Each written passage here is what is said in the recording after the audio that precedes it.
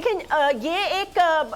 बात तो थी कि जाने से पहले चीफ जस्टिस ऑफ पाकिस्तान जो है वो यकीनन क्योंकि ये केस उनके सामने था और उसके अलावा पता था कि कोई ना कोई अहम फैसला तो वो लेंगे। आपको क्या लगता है ये अहम फैसला है? इसके बाद केसेस की क्या सुनवाई होगी और फिर एक नया जो चेंज ओवर होगा उसमें हमने ये देखा है कि प्रीवियसली जस्टिस काजी फैजी साहब ने अपनी बॉडी लैंग्वेज से और बातों से यही जाहिर किया है कि पार्लियामेंट जो है वो सुप्रीम है, एक सुप्रीम इदारा है और अगर वो कोई लॉ बनाता है तो उसकी कदर करनी चाहिए।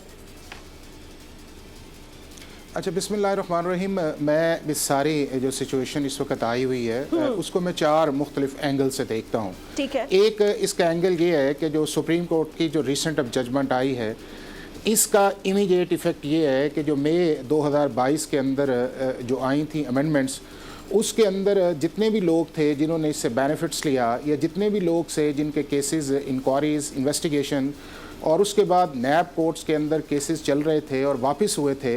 इन सर्टेन अमेंडमेंट्स की वजह से वो सारे के सारे उस पोजीशन पे चले गए जिस पोजीशन पे वो मई 2022 से पहले थे। इसकी अभी सुप्रीम कोर्ट के जजमेंट के बाद ये पोजीशन है। दूसरा इसका एस्पेक्ट ये है कि जो पार्लियामेंट की कॉम्पिटेंसी है, लेजिस्लेटिव कॉम्पिटेंसी है या पार्लियामेंट सुप्रीमेसी है, तो जब ये अमेंडमेंट्स आई तो आपको भी ये पता है कि पाकिस्तान के अंदर नैब के 2 पीरियड हैं। एक नैब का पीरियड है 97 से लेकर 99 तक और आपको पता है कि उसके ऊपर भी बहुत ज़्यादा क्रिटिसिज्म आई और उसके बाद जब 99 वाला नैब लॉ आया उसमें भी आज तक जो है बहुत सारी क्रिटिसिज्म जो है वो पॉलिटिशियंस की तरफ से भी आई है, ब्यूरोक्रेट्स की तरफ से भी आई है, हमारे जो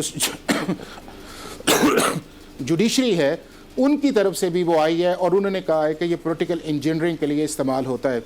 अब अगर इन सारी 23-24 साल के सिलसिले को देखा जाए तो अप्रोप्रिएट यही था कि सुप्रीम कोर्ट ऑफ पाकिस्तान जो है और इस चीज़ को देखती और देख के जो है इसके ऊपर फुल कोर्ट बनाती जो अवेलेबल जजेस है, चूँकि इसके ऊपर डिफरेंट सुप्रीम कोर्ट की जजमेंट्स आ चुकी हैं, 3 मेंबर्स भी है, 5 मेंबर्स भी है, 7 मेंबर्स की भी जजमेंट आ चुकी है। इसकी रिट्रोस्पेक्टिव में भी बात हुई है। आपको याद है कि जब 99 की अमेंडमेंट्स चैलेंज हुई थी तो उस वक्त भी इसका इफेक्ट जो था वो 1985 को किया गया था जिसको सुप्रीम कोर्ट ऑफ पाकिस्तान ने वैलिडेट किया। अब इन सारे कॉन्टेक्स्ट के अंदर देखा जाए तो चीफ जस्टिस साहब को जो करना चाहिए था उन्होंने वो ना किया और 27 जो अमेंडमेंट्स चैलेंज हुई उसके बाद एक और चीज़ आई, वो ये आई कि ड्यूरिंग दी पेंडेंसी जो है गवर्नमेंट ने 17 अमेंडमेंट्स जो हैं वो और की 2023 के अंदर। उसके बाद जो है 5 अमेंडमेंट्स जो हैं वो जुलाई के अंदर ऑर्डिनेंस के अंदर की जिसको सुप्रीम कोर्ट की प्रोसीडिंग्स ने टच नहीं किया, उन्होंने सिर्फ सेंट्रिक जो था वो रखा। तीसरे इसके अंदर जो इम्पॉर्टेंट चीज़ ये है कि जब आपके मुल्क के अंदर 1-1.25 साल से कंट्रोवर्सी चल रही है, पॉलिटिकल क्वेश्चन हम बार बार सुप्रीम कोर्ट के अंदर लेके जा रहे हैं और ये भी जब आपको पता है कि एक पॉलिटिकल पार्टी का हेड जो है इस सारी अमेंडमेंट्स को चैलेंज कर रहा है और वो उस पार्लियामेंट से बाहर है, 184(3) की एक्स्ट्रा ऑर्डिनरी जुरिसडिक्शन की है, तो चीफ जस्टिस साहब को चाहिए था कि सारे जजेस को बुलाते, बिठाते और एक फैसला करते और वो फैसला भी जो था हाफिज साहब ये तो चले हो गया, जाते जाते ये प्रेडिक्टेबल था कि ये होगा, लेकिन बहुत सारे सियासी गुरुज ये प्रेडिक्ट कर रहे थे कि the chief justice might strike this down, क्योंकि देखें फुल कोर्ट की इस्तदा भी उन्होंने रिजेक्ट की, उन्होंने पीडीएम की गवर्नमेंट को काफी फाइट किया। आपको बताता हूं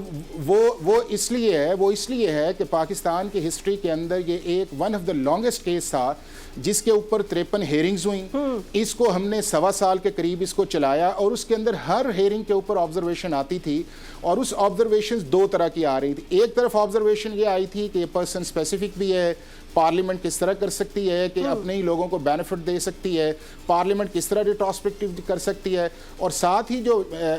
एक और मेंबर थे वो ये कहते थे कि ये रिट मेंटेनेबल नहीं है, पार्लियामेंट सुप्रीम है, हमें इनमें नहीं जाना चाहिए। लेकिन अब इसका फ्यूचर क्या है? मुझे ये बता, ये सारे आर्गुमेंट्स पे हम बात कर चुके हैं। अब इसका फ्यूचर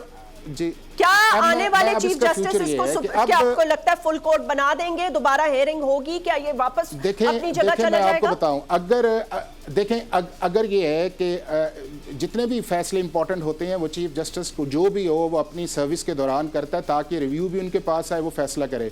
ये चीफ जस्टिस साहब ने ये फैसला जो है वो अपने आखिरी दिन किया, मीनिंग देयर बाय कि इसका रिव्यू अगर फेडरल गवर्नमेंट करती है जो इनकी कॉम्पिटेंसी है तो इसका डिसाइड करेंगे चीफ जस्टिस ऑफ पाकिस्तान। अगर वो खुद जाके बैठते हैं तो जिस तरफ आपने इशारा किया है कि उनका एक कंसिस्टेंट व्यू है कि पार्लियामेंट सुप्रीम है, और अभी भी जो 2-1 की जजमेंट आई है, अगर इसी प्रिंसिपल को फॉलो किया जाएगा तो ये जजमेंट रिकॉल होगी। लेकिन चीफ जस्टिस के पास एक और भी ऑप्शन है, और वो ऑप्शन उसके अंदर ये है कि वो 3 मेंबर्स की बजाय इस पे ज्यादा करें। लेकिन एक और बड़ा इफेक्टिव चीज आ रही है, वो ये है कि प्रैक्टिस एंड प्रोसीजर बिल जो चीफ जस्टिस ने फिक्स किया 18 तारीख को, अगर वो उसके ऊपर ऐसी जजमेंट दे देते हैं और उस लॉ को वैलिडेट कर देते हैं तो 184(3) की जितनी भी प्रोसीडिंग फॉर्मर चीफ जस्टिस ने की थी वो ऑटोमेटिकली जो है उनका लीगल क्वेश्चन आएगा, वो वापस जाएंगी, और हो सकता ये है कि इस जजमेंट जो है वो इफेक्ट जो है वो उस जजमेंट का भी आ जाए अगर चीफ जस्टिस जो है प्रैक्टिस एंड प्रोसीजर जो पार्लियामेंट का बिल है। बहुत बहुत शुक्रिया तो हाफिज एहसान अहमद साहब, बहुत बहुत शुक्र। कंसिडरेबली हमें एक आइडिया है कि इन फ्यूचर क्या हो सकता है पार्लियामेंट के लॉज के हवाले से।